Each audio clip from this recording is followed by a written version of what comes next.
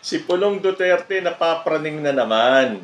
Pinaniniwalaan kasi ni Davao City Representative Paulo Pulong Duterte na si dating Senador Sonny Trillanes ang ipinadala ng pamahalaan para mag-welfare check kay dating Pangulong Rodrigo Duterte sa International Criminal Court. Magandang araw po sa inyong lahat, na imbag na aldaw kada kayo aming kakabsat, and welcome back to my channel. Ayon po sa balita sa Abante, sabi ni Pulong Duterte, si Sonny Trillanes ang nag-welfare check kay Digong sa ICC. Pinaniniwalaan ni Davao City Representative Paulo Pulong Duterte na si dating Senador Sonny Trillanes ang ipinadala ng pamahalaan para mag-welfare check kay dating Pangulong Rodrigo Duterte sa International Court. Noong Miyerkules, inalmahan ng kanyang kapatid na si Vice President Sara Duterte ang umano'y welfare check sa kanilang ama na isinagawa ng mga opisyal ng Philippine Embassy. Anya, iniuulat raw nila ito kay Pangulong Ferdinand Marcos Jr. Basahin ko po yung buong statement ni Pulong Duterte. Sabi niya, si Trililing pala ang pinadala ng mga bangag para mag-welfare check kay PRRD. Baka magkalat ka ng virus mo dyan at di ka pa naman na-inject ng anti-rabies shot mo. Oo nga pala, strict ang Netherlands. Siguradong dinaang ka muna sa quarantine ng mga hayop. Kasama mo rin ba ang tuta mong si Las Cañas? Huwag ka mag-alala, magkakaganyan ka rin sa selda. Hintayin mo lang.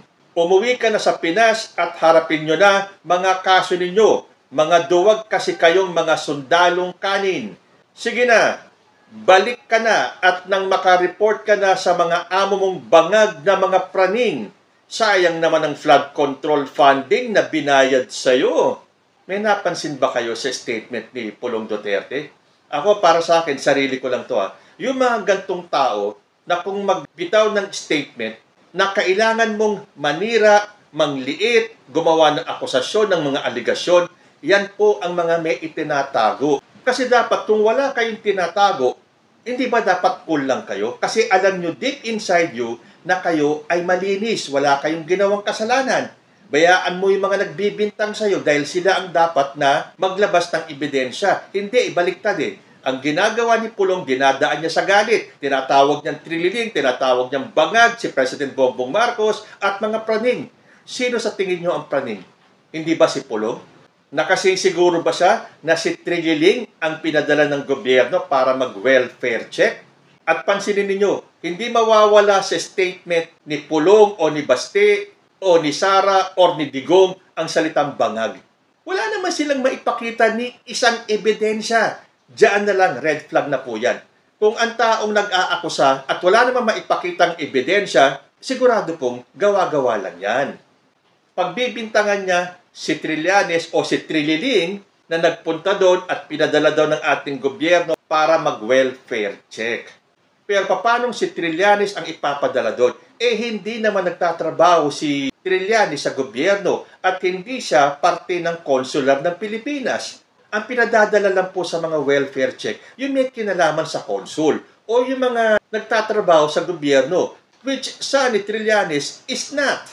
Kasi gusto nilang palabasin sila magkakapatid na mali yung ginawang pag-welfare check kasi hindi daw ipinaalam sa pamilya. Pero ayon po sa tugon ng ICC, lahat ng bumibisita sa detention facility ay may pahintulot o mismong hinihiling ng nakadetine ayon sa kanilang tuntunin. Hindi kailangan ipaalam sa miyembro ng pamilya. Basta pumayag yun mismong detainee. So, ibig sabihin nito, pumayag si Rodrigo Duterte na siya ay puntahan, pasyalan at tingnan yung kalagayan ng kanyang kalusugan. Nakita ninyo ang ginagawa ng mga Duterte? Nagpapakalat ng fake news para maniwala ang mga supporters nila. Yes, mga supporters na lang po nila ang naniniwala sa kanila. Mga supporters na unti-unting nababawasan. Paano ba naman? Maririnig mo sa mga dating supporters nila, paano sila magpapatuloy magsuporta sa pamilyang puro kasinungalingan, puro paninira, puro aligasyon, puro pagpapabagsak sa gobyernong ito, puro pagbibintang, name-calling, pagmumura. Yan ba ang gusto ninyong suportahan? So marami na po ang tumiwalag sa kanila. Lalo na itong mga isyong lumalabas. Sinabi ni Sara Duterte na nalaman daw niya sa isang hospital staff kung saan dinala si Digong. Hindi po pwede yun. Dahil sinabi ng ICC, private matter po yan. Walang ibang makakaalam. Kung gusto nilang ipaalam sa pamilya, gagawin nila yon.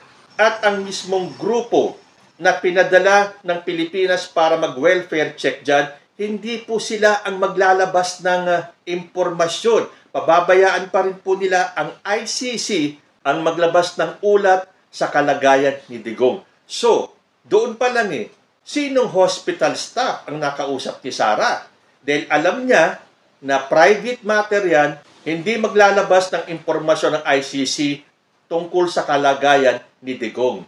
So, ang ginawa ni Sara, ang sabi niya, isang hospital staff daw ang nagsabi sa kanya.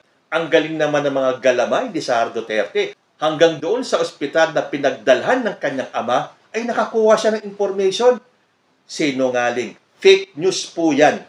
Bakit hindi ilabas ni Sara Duterte yung pangalan ng hospital staff para magkaalaman kung totoo yung kanyang sinasabi? Pero balik tayo kay Pulong. Sinasabi niya na si Trillanes daw ang pinadala ng mga bangag para mag-welfare check. Pero ayon po dito sa balita, pumunta si Trillanes sa The Hague, Netherlands mula September 16 hanggang 18 bilang delegado sa 10th Seminar on Cooperation sa ICC. Hindi po para mag-welfare check. Dahil wala pong karapatan si Trillanes na mapasama sa team na mag-welfare check kay Digong. Napraning kasi itong si Pulong Duterte nung nag-post si Sunny Trillanes ng ganito.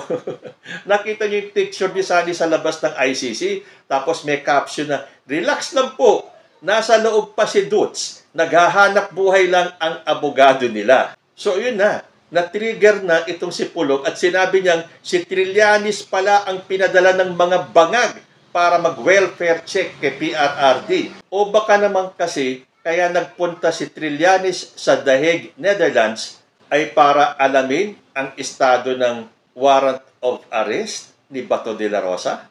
So mukhang desperado na po talaga ang mga Duterte. Kailangan nilang maglabas ng mga aligasyon, na mga kwento, na mga fake news para mapagtakpan yung kanilang mga insecurities.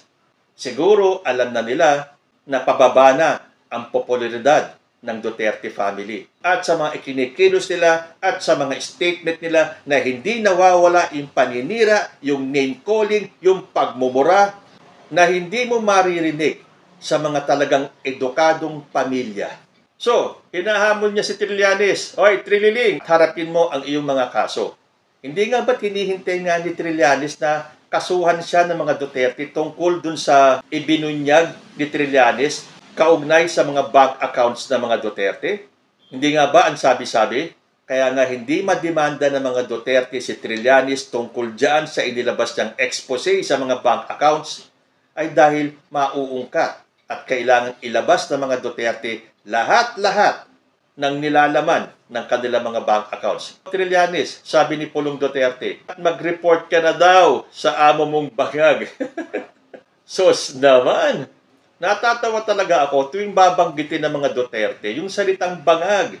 Kasi laging bumabalik sa aking isipan itong picture na to. Yung itsura ng pamilyang nag-aakusa na bangag daw ang pamilya ni President Bongbong Marcos at yung inaakusahan. Sa tingin ninyo, sino ang mas mukhang bangag at mukhang praning? Comment lang po down below and I will see you in my next video. Diyos ti Agmina.